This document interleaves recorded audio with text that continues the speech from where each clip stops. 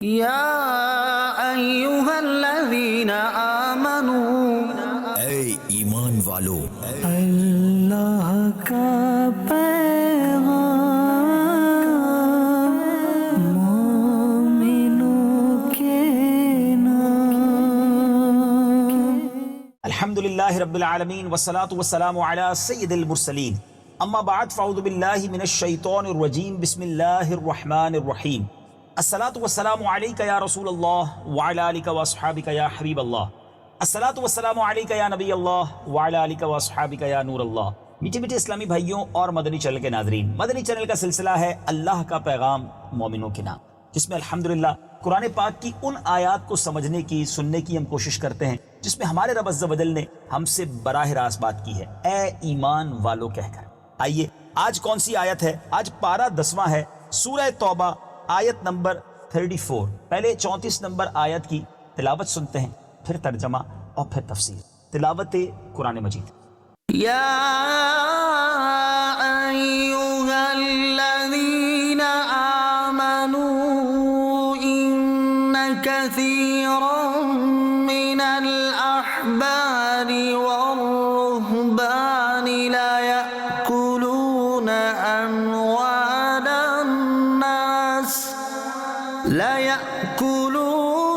أَمْوَالَ النَّاسِ بِالْبَاطِلِ وَيَصُدُّونَ عَن سَبِيلِ اللَّهِ وَالَّذِينَ يَكْنِزُونَ الذَّهَبَ وَالْفِضَّةَ وَلَا يُنفِقُونَهَا فِي سبيل الله فبشرهم بعذاب أليم۔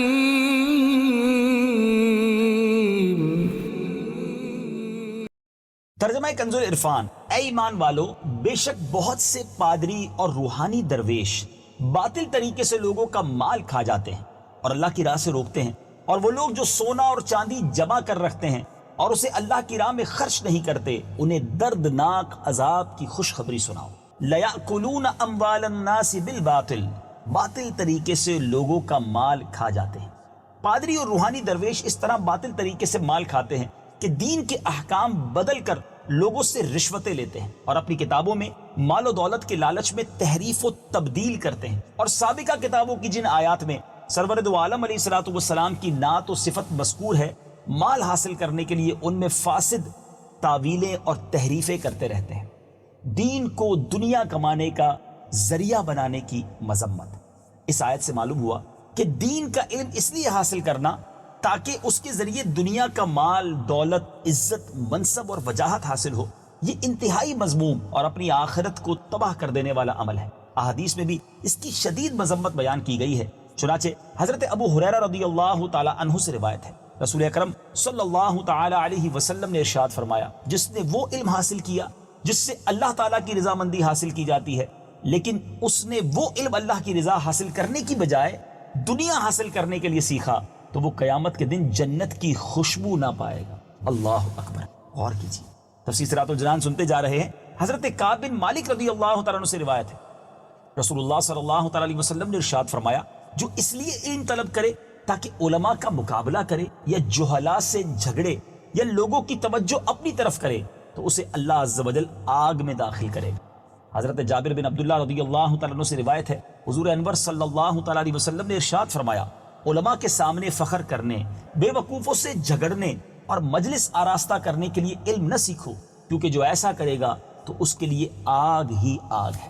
حضرت ابو ہریرہ رضی اللہ تعالیٰ عنہ سے روایت ہے کہ نبی کریم صلی اللہ تعالیٰ علیہ وسلم نے ارشاد فرمایا، جس نے لوگوں کے دلوں کو اپنے جال میں پھنسانے کے لیے عمدہ گفتگو سیکھی، اللہ تعالیٰ قیامت کے دن اس کی فرض عبادات قبول فرمائے گا، نہ نفل۔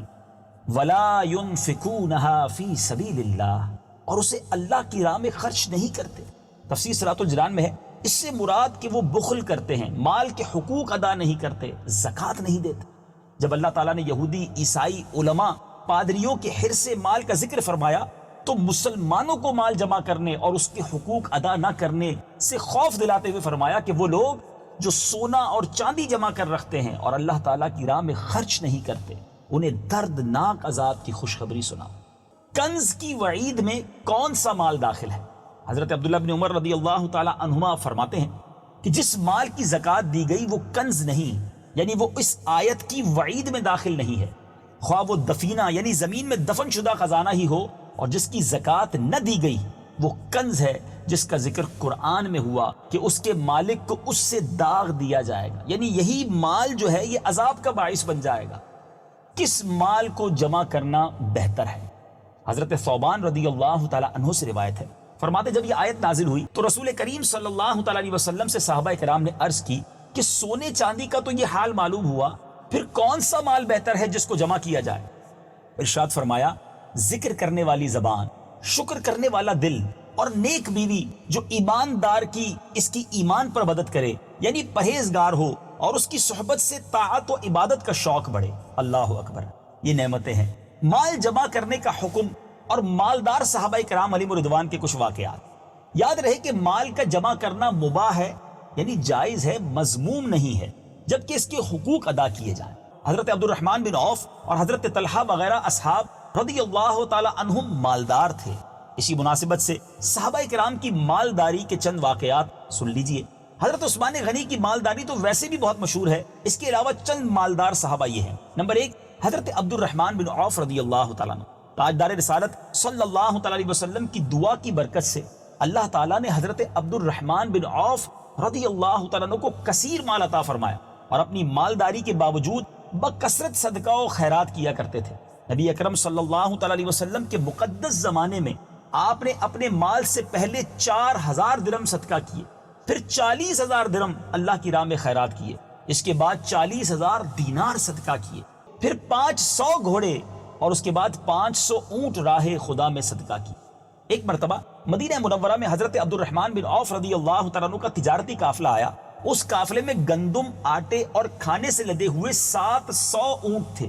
حضرت عائشہ صدیقہ رضی اللہ تعالی عنہا نے شور سنا تو اس بارے میں دریافت فرمایا تو بتایا گیا کہ حضرت عبد الرحمن بن عوف کا تجارتی قافلہ واپس آیا ہے جس میں گندم، آٹے اور طعام سے لدے ہوئے 700 اونٹ ہیں۔ حضرت عائشہ رضی اللہ تعالی عنہ نے فرمایا کہ میں نے نبی پاک علیہ الصلوۃ والسلام کو ارشاد فرماتے ہوئے سنا ہے کہ عبد الرحمن بن عوف رضی اللہ تعالی عنہ جنت میں گھسٹتے ہوئے داخل ہوں گے۔ جب یہ بات حضرت عبد الرحمن بن عوف کو معلوم ہوئی، آپ نے کہا، اے میری ماں، میں آپ کو گواہ بناتا ہوں، میں نے یہ تمام اونٹ اپنے ساز و سامان کے ساتھ اللہ عز و جل کی راہ میں صدقہ کر دی۔ جب حضرت عبد الرحمن بن عوف رضی اللہ تعالی عنہ کا انتقال ہوا تو آپ کے ترکے میں حاصل ہونے والے سونے کو کلاڑوں سے کاٹا گیا۔ جی ہاں، سونے کو کلاڑوں سے کاٹا گیا، یہاں تک کہ لوگوں کے ہاتھوں میں آبلے پڑ گئے۔ اس کے علاوہ آپ رضی اللہ تعالی عنہ کے ترکے میں 1000 اونٹ، 3000 بکریاں اور 100 گھوڑے شامل تھے جو بقی کی چراگاہ میں چرتے تھے۔ اللہ نے اتنا مال آپ کو عطا کیا۔ نمبر 2، حضرت طلحہ بن عبید اللہ رضی اللہ تعالی عنہ۔ حضرت طلحہ بن عبید اللہ کی عراقی زمینوں سے ہونے والی آمدنی 4 سے 5 لاکھ درہم تک تھی، اور سرات کی زمینوں میں سے ہونے والی آمدنی 10,000 دینار کے لگ بھگ تھی۔ آپ بنو تمیم کے ہر ضرورت مند کی ضرورت پورا کرتے، ان کی مدد کرتے، ان کی بیواؤں اور غیر شادی شدہ افراد کی شادیاں کراتے، ان کے قرض اتارا کرتے تھے، نیز ہر سال زمین کی پیداوار کی آمدنی سے 10,000 درہم حضرت عائشہ صدیقہ رضی اللہ تعالی عنہا کو بھجوایا کرتے تھے۔ نمبر 3، حضرت زبیر بن العوام رضی اللہ تعالی عنہ۔ حضرت حشام بن عروہ رضی اللہ تعالیٰ عنہ اپنے والد سے روایت کرتے ہیں کہ حضرت زبیر رضی اللہ تعالیٰ عنہ کے ترکے کی قیمت 5 کروڑ 10 لاکھ یا 5 کروڑ 20 لاکھ درہم تھی۔ مصر، اسکندریہ اور کوفہ میں آپ کی رہائش گاہیں تھیں، بصرہ میں آپ کی حویلیاں تھیں، مدینہ منورہ کی زمینوں سے آپ کے پاس غلے کی پیداوار سے آمدنی آتی تھی۔ حضرت زبیر رضی اللہ تعالی عنہ نے 4 بیویاں چھوڑی جن میں سے ہر ایک کو 11 لاکھ ملے۔ اس کے علاوہ حضرت عمرو بن عاص، حضرت عبداللہ بن مسعود، حضرت زید بن ثابت، حضرت سعد بن ابی وقاص اور حضرت انس بن مالک رضی اللہ تعالی عنہم بھی مالدار صحابہ میں شمار ہوتے تھے۔ خیال رہے کہ مالدار صحابہ کرام در حقیقت مالدار کی تربیت کے لیے مشعل راہ تھے، رول ماڈل تھے۔ وہ اپنا مال شرعی مصارف میں جہاں شریعت کی اجازت ہوتی تھی وہیں صرف کرتے اور اسی لیے مال جمع رکھتے تھے، اور ان کے اموال، ان کے یہ سارے مال فخر کے اظہار کے لیے، پراؤڈ کے لیے نہ تھے، نہ ہی دنیا فانی کے مال کی محبت میں اسے جمع کرتے تھے۔ اللہ تعالیٰ مالدار مسلمانوں کو صحابہ کرام رضی اللہ تعالیٰ عنہم کی سیرت پر عمل پیرا ہونے کی توفیق عطا فرمائے، آمین بجاہ النبی الامین۔ یہاں تفسیر صراط الجنان کے مدنی پھول تو پورے ہوئے، مگر اس آیت میں کیا شاندار درس ہے۔ آج کل لوگ ایک دعا تو کرتے ہیں اللہ تعالیٰ حضرت عثمان غنی کے خزانے کا حصہ عطا فرمائے، لیکن ساتھ یہ بھی دعا ہونی چاہیے کہ ان کی سخاوت کا حصہ بھی عطا فرمائے۔ مال تو بہت سو کے پاس ہے، اس کی راہ میں خرچ کرنے کا ذہن بہت تھوڑے لوگوں کے پاس ہے۔ اللہ مجھے اور آپ کو لوگوں کو دکھانے کے لیے، فخر کرنے کے لیے اور مال جمع کرنے کا ایسا شوق عطا نہ کرے۔ وہ مال نہیں چاہیے ہمیں جو اللہ سے دور کر دے۔ اللہ برکت والا حلال مال عطا کرے، اور جب عطا کرے اس کا شکر ادا کرنے والا بھی بنائے، اور اپنی راہ میں دل کھول کر خرچ کرنے والا بھی بنائے۔ اور ایک اور بات یاد رکھیے مدنی چینل کے ناظرین، یہ بات طے ہے کہ راہ خدا میں خرچ کرنے سے مال کم نہیں ہوتا، اس میں اضافہ ہی ہوتا ہے۔ ابھی میں نے حضرت عبد الرحمن بن عوف کا واقعہ سنا، 700 لدے ہوئے خوراک سے لدے ہوئے اونٹ آپ نے راہ خدا میں صدقہ کر دیے۔ 700 اونٹ کا مطلب آپ سمجھتے ہیں، یعنی آج کے زمانے میں 700 ٹرک اگر سامان کے ساتھ ہوں اور وہ سارے کے سارے صدقہ کر دیے جائیں۔ لیکن حضرت عبد الرحمن بن عوف غریب تو نہ ہو گئے؟ آپ نے دیکھا جب وہ دنیا سے گئے تو کتنا ترکہ چھوڑ کے گئے۔ جس نے جتنا اللہ کی راہ میں خرچ کیا، اخلاص کے ساتھ خرچ کیا، اللہ نے اسے اور برکت عطا فرمائی ہے۔ اللہ قرآن پاک کے نور سے ہم سب کے دلوں کو منور فرمائے، اور قرآن کی تعلیمات پر عمل کرنے کا جذبہ بھی نصیب فرمائے۔ اگر مالدار نہیں ہیں، دنیا میں نعمتوں کی کمی ہے، تو اللہ کریم ہمیں شکر والی، صبر والی زندگی بھی نصیب فرمائے، آمین بجاہ النبی الامین۔ مدنی چینل دیکھتے رہیے، اگلے سلسلے میں ایک اور قرآنی آیت لے کر اس کا ترجمہ اور تفسیر لے کر حاضر ہوں گے۔ صلو علی الحبیب صلی اللہ تعالی علی محمد صلی اللہ علیہ وسلم۔ یا ایہا الذین آمنوا، اے ایمان والو، اللہ کا